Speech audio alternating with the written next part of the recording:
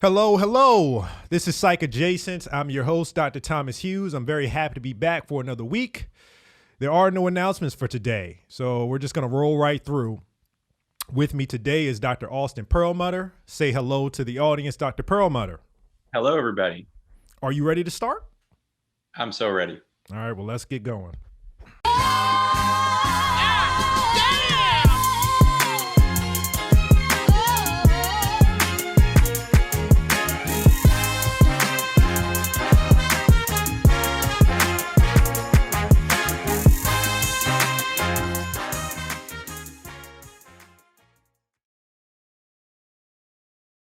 All right, we're back. I always like to give a very brief introduction so people know who they're listening to. So you are Dr. Austin Perlmutter. You received as far as I know.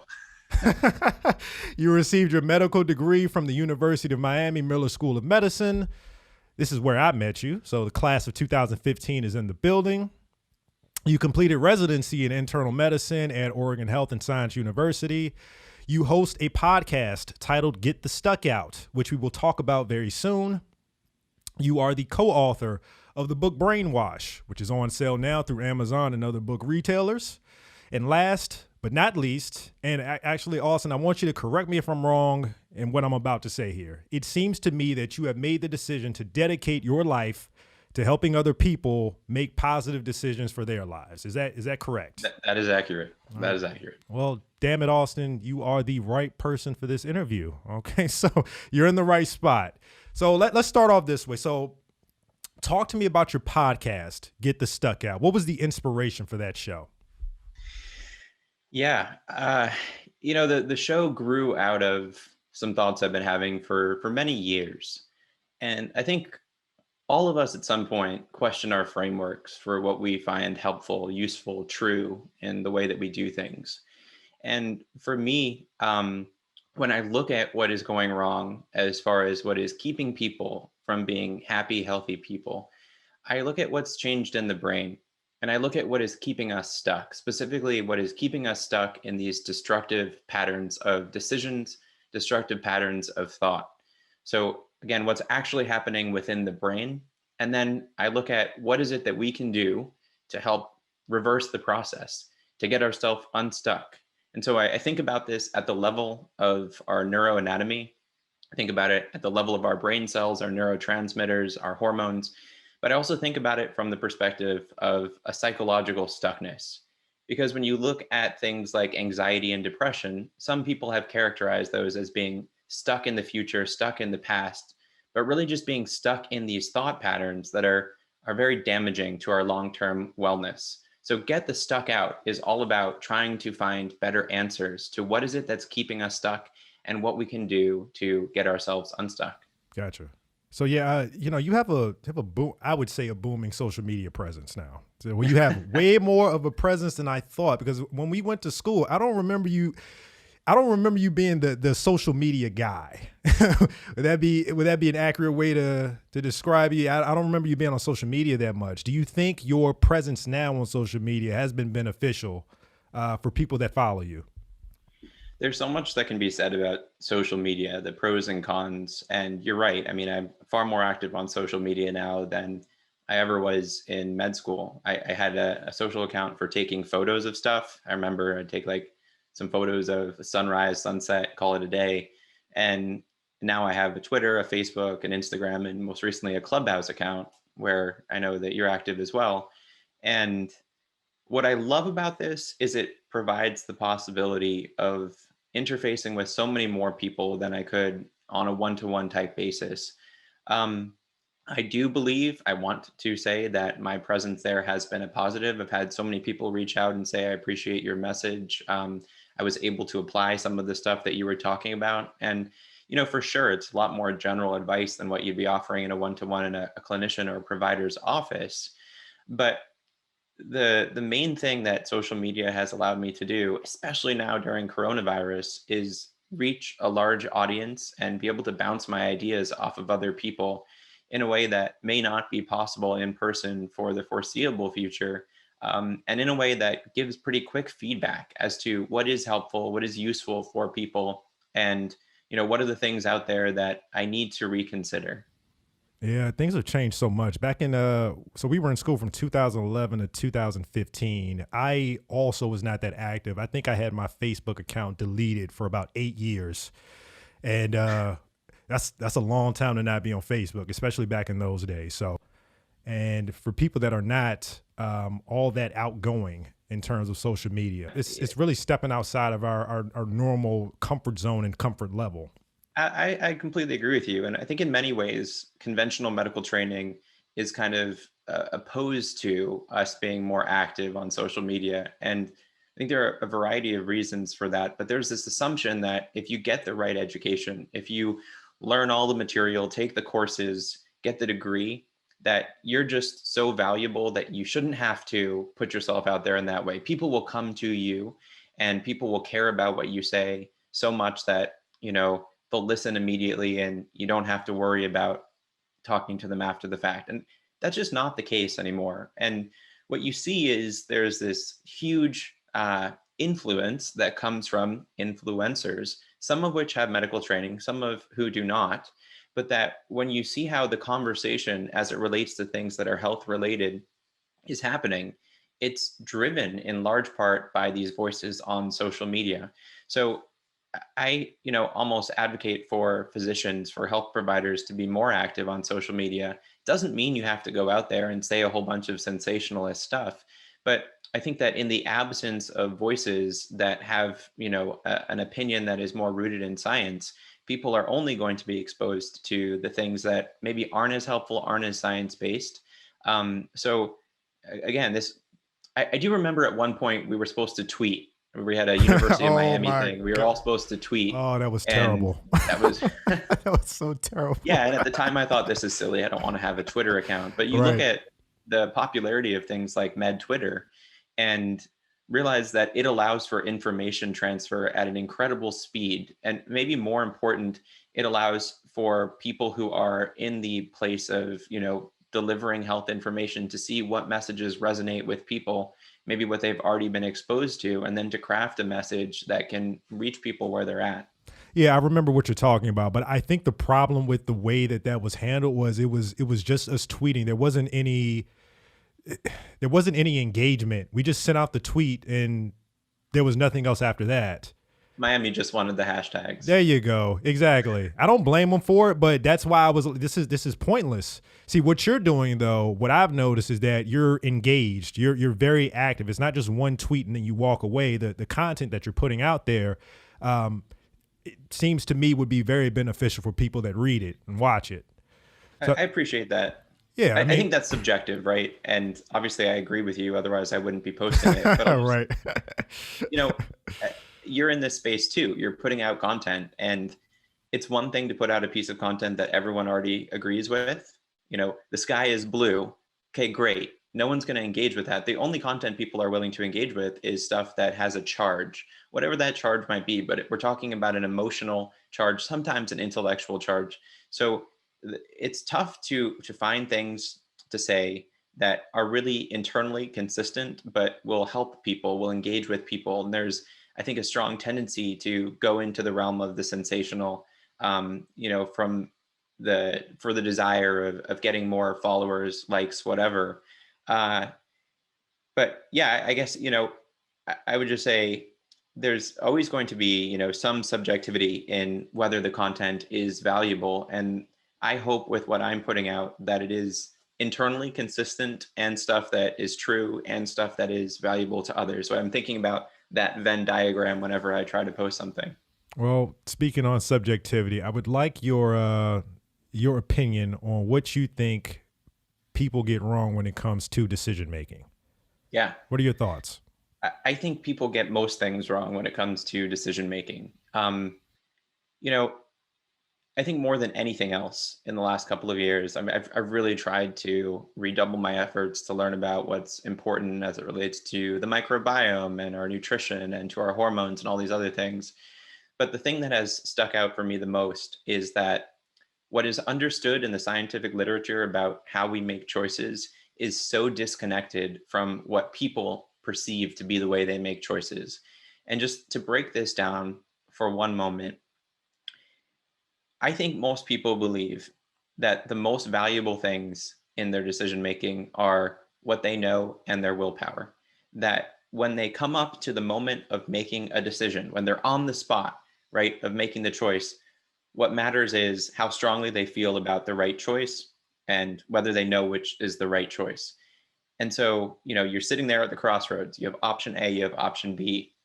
That's the only thing that matters, what's happening in your brain at that moment. But what literature will show is that 40% of the time when we're making choices, those are unconscious decisions. Those are habitual decisions, things that are below the surface of our conscious mind.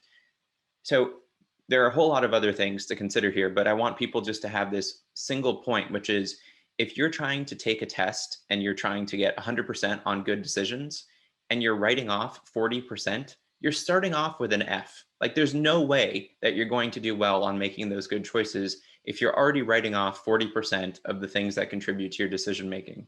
So again, I know people are kind of aware of habits and people have heard of the work of people like James Clear, Charles Duhigg, BJ Fogg. But when it comes to decision making in people's everyday life, as well as when it comes to decision making, I believe in the provider's office, we're not bringing any of this information to the table. Instead, what we're doing is we're telling people, here's what you need to do, or we're telling ourselves, here's what we need to do. And then when we don't do it, we're blaming ourselves for being faulty individuals, for not having enough willpower. And so that creates more stress. And we know that stress in and of itself compromises our ability to make good decisions. Right. So what you get is this feed forward cycle where because we don't know how we make choices, we make bad choices. Because we make bad choices, we blame ourselves. And then that increases the chances that we make more bad choices. And we wind up in kind of the reality we see ourselves in right now, which is that so many of the things that contribute to poor physical and mental health are preventable, and yet we're incapable of consistently doing the things that will lead us to a better outcome. So what I try to do here is not necessarily tell you this is a good choice or a bad choice. That's subjective. That's up to what's valuable to you. But what I want to do is help people to bridge between the things that they do right now and the goals that they have for the future. I want people to help align those two things so they're consistent with their actions today and their goals for tomorrow. It becomes a pattern, making bad decisions, making bad choices. And the hard part is changing those patterns of behavior. And I do a lot of that with therapy. A lot of it. Yeah, I mean, this is one of the key tenets of CBT, right? Yep, This yep. is the idea of challenging these kind of underlying below the surface influences on our thinking, on our decision making, on our belief structures. So, I mean, I think that's fundamental. And there's been a lot of work done in the field of behavioral economics, which has to do with the way that we make choices. And there's this famous cognitive psychologist named Daniel Kahneman, and he proposed these two systems of thinking. System one, which is what you described, this automatic kind of more habitual unconscious system, and then system two, which is the one that weighs the pros and cons of a choice and then makes a decision based on that information.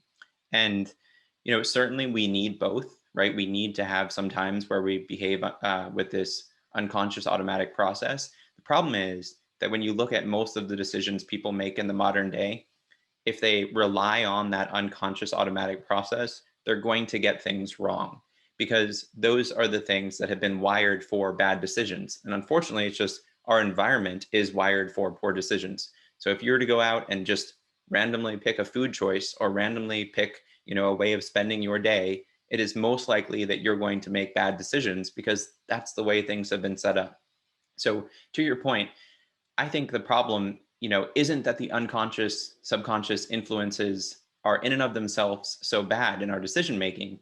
It's that when we are not aware of those, we're basically allowing those programs to be written by what is easiest, what's most available. And those are things like eating a whole bunch of terrible food, spending your day on your cell phone, on social media. Like those are the things that get embedded into those unconscious decisions because of the way that our brain system pays attention to them. So that's what I try to get people to understand. It's if you don't start making changes to the way your brain is wired, especially those unconscious choices, you're going to wind up probability wise with at least one chronic disease, because the decisions that are going to lead you to something like heart disease or diabetes, in some cases, even mental health conditions, are going to be taken care of by whatever's easiest, whatever's in your environment. So it's really trying to bring conscious awareness to the way that we make unconscious decisions that's so important. Do you find yourself having struggles making decisions in your own life? Yeah, I mean, I think all of us have, right? I think it's kind of a universal thing that there's nobody out there who's perfect with their decision making all the time. Um,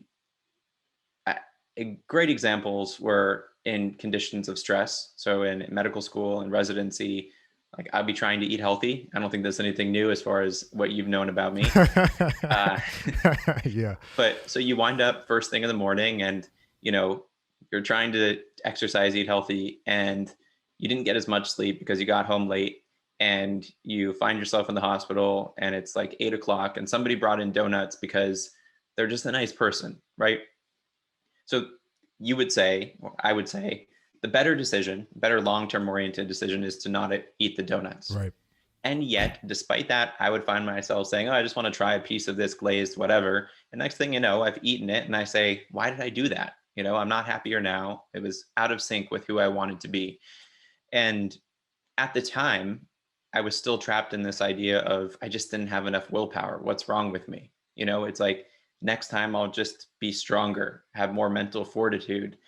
And what I had just described to you about the stress piece, you know, that's part of it. When we're stressed, we make more habitual decisions, we make perhaps worse decisions. But all these other variables that can help me to understand now why I did that. So, for example, sleep deficit is associated with making worse choices as it relates to foods. Um, Not having access to healthy foods, not having access to nature, not having consistent exercise, these are things that also affect the same parts of the brain. So, yes, absolutely. I have struggled in the past with making poor decisions. And poor, again, is a subjective term. What I define it as here is that my actions today weren't in alignment with my stated long term goals. And there really wasn't any major change as far as what I was doing at the time. So I shouldn't have expected that to be any different. I think that's a fundamental fallacy people have is they expect that if they just want something more, they'll change their behavior. It's the problem with New Year's resolutions. People think they go to sleep December, wake up January, and all of a sudden, you know, they're going to exercise every day and going to start eating healthy every day. And it doesn't happen. Oh The no. reason it doesn't happen is they didn't change any of the variables, right? Just because you said you want to do it doesn't mean your brain and body want to do it. So, you know, I think it really is a question of getting the way that your brain and body work in sync with your long-term goals. And there are a lot of ways to do that. Yeah, and I think with making changes and better decisions, that you have to start off with the understanding that you're most likely not going to be able to make those changes on your first try. That's not how it works. You're probably going to fail. That's probably going to happen, but you have to make sure that you forgive yourself. And like that's a good way to think about it also. I think you said don't think about it as a poor decision, but one that just did not go according to plan. I think that's the way that you described it, right? Yeah. Yeah, just, you have to prepare yourself for the success and the failures. And again, that's a part of the therapy that I do also. Getting people ready to make changes and getting people ready for when those changes don't go exactly according to plan. I agree with you. And there are so many different frameworks as far as how changes are made. And part of what you're saying, for me at least, alluded to the trans theoretical model of change, basically these steps that lead to ideally sustainable behavior change. But what I really try to get people to do is to make one transition, and that is transition from blaming yourself for making bad choices to curiosity as to why it happened. Right. That's the key. It's empathy for yourself, it's curiosity for what happened. Because, you know, going back to my example, if I ate something unhealthy and I then led to blaming myself, that doesn't change behavior. And I mean, not to blow this too far out, but when you look at the way that people can consistently change their behavior, this whole kind of blame and punishment model doesn't work that well. Right. And there are a bunch of great examples from the judiciary system that show that when it comes to behaviors, for example, drug use, that putting people in jail doesn't really change those behaviors. So the point that I'm trying to make here is that kind of universally, we've looked at behavior change as a model of failure of a person's self, where it's like, you made a poor choice. That's because you're weak. That's because you need your brain to be punished into the right way of doing things. And I just think that's always going to fail when you contrast it with the benefits that come from bringing in at least a little bit of science. Like it's just shocking to me that we know as much as we do about the way that behaviors can be modified, and yet we still will educate a person for a half an hour on why their blood pressure is elevated, but we'll spend no time educating them on how they make decisions. And all the education that we get on how blood pressure is affected, you could talk about different systems in the body, the kidneys, the heart, the blood vessels. At the end of the day, I'm telling a patient, if their blood pressure is high, some combination of things: exercise, lose some weight, eat healthier, and then at some point take a pill, right? Those are the interventions I give them. The problem isn't necessarily that I didn't tell them why it's important for them to lower their blood pressure. Every time it's increased risk of stroke, increased risk of heart attack, increased risk of a variety of other problems.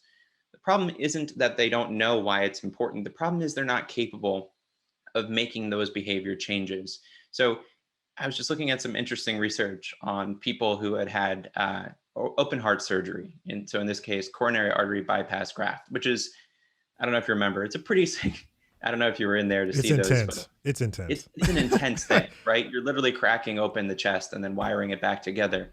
So these are people who have severe heart disease, who have undergone open heart surgery, and they tell people afterwards, here are the things we recommend as far as the dietary modifications.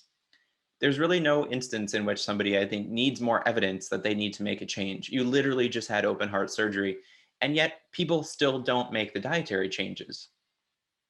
So then you think to yourself, well, if they can't do it, why would I expect somebody with pre-diabetes to change their diet? Like, why would they be more motivated than the person who had open heart surgery?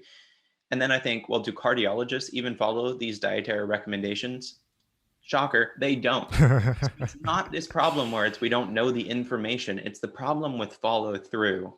And that's what I think we're really getting wrong in this whole thing. We're looking at way too far downstream as far as the outcomes, where we need to be focused on the upstream variable, which, again, from my perspective, I think is kind of universal across mental health and other chronic diseases, which is what is happening in the brain at the level of our hormones, the level of our neurotransmitters, the level of our immune cells.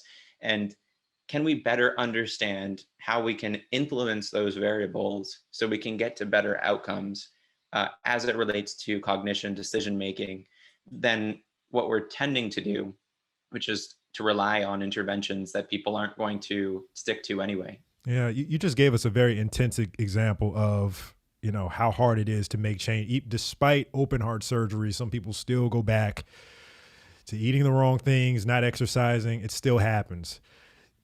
So tell me this: what do you think are? Because if there's multiples, you can tell me those also. What do you think are some of the biggest challenges that Americans have to overcome when it comes to decision making?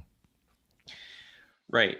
So I think this gets back to the question of how we're making decisions, and how many of those decisions are really not these conscious choices. There's that piece, and then there's the instant gratification piece. So let's start with the unconscious piece. If we consider that 40-ish% of our choices are habitual, and we also consider that our brains, our bodies are going to do what is easiest, and you ask, what is easiest? The answer is eat junk food, spend your day in front of a monitor, and don't really look after yourself. So we've kind of set people up for poor unconscious decision making as it relates to the environment that we live in today. Most Americans are overweight or obese. It's not surprising because the environment is set up in such a way that makes that the most likely outcome. You're saying because it's so easy to get access to all of these unhealthy and it's not things. just easy to get access to it. It's also easy not to exercise. Okay. Like everyone's always saying you need to exercise. The human body doesn't want to exercise. It's not like hunter-gatherers evolved to say, hey, I'm just going to burn some calories because why not? Like they were evolved to save calories whenever possible. So the body is set up in such a way that says, why would I not store this extra fat? This seems like a good investment in my future so that if things get bad at some point, I have extra calories on hand, extra fat on hand that I can burn for energy. So again, part of it is the unconscious kind of environmental setup that conditions us to make these poor unconscious choices. But the other part that I think is really damaging is that there are these circuits in the brain that are especially sensitive to certain types of inputs. And we don't have to get too technical on this, but there's something called a variable ratio schedule, which is a term that came out of early kind of behavioral studies. And what it means is basically the slot machine effect. It's that our brains pay attention when they get variable rewards. So if I was to give you, a slot machine and you pulled that lever and you got 2 out of the 3 things, you would think that the brain could say, oh, well, that was a loss. Therefore, I should treat it as such and not necessarily be as interested in playing again. But when you get 2 sometimes, 3 sometimes, and 1 other times, or these are the things that our brain says, oh my gosh, I can't get enough of it. So this is why people are so incredibly sensitive to things like slot machines, things like gambling. It's because it activates the dopamine circuit in the brain that makes us pay extra attention and actually solidifies those behaviors. So then you take that and basically throw it out to what we're doing in social media, which is, you open your Instagram, sometimes there are some likes, sometimes there's some messages, other times there aren't. You open your email, sometimes there are some messages, sometimes there aren't. You throw these variable rewards all over the place, and our brains can't help but pay attention. So we tend to gravitate towards these things that are variable, as well as in general, things that are allowing us to achieve instant gratification. So whether that's like a dating app or buying stuff on Amazon, our brains love to have that immediate thought and then have the immediate kind of outcome. Why that's important is because we are spending so much of our time making these impulsive instant gratification type decisions. Many of these lead to mindlessness, and it comes at the expense of mindfulness.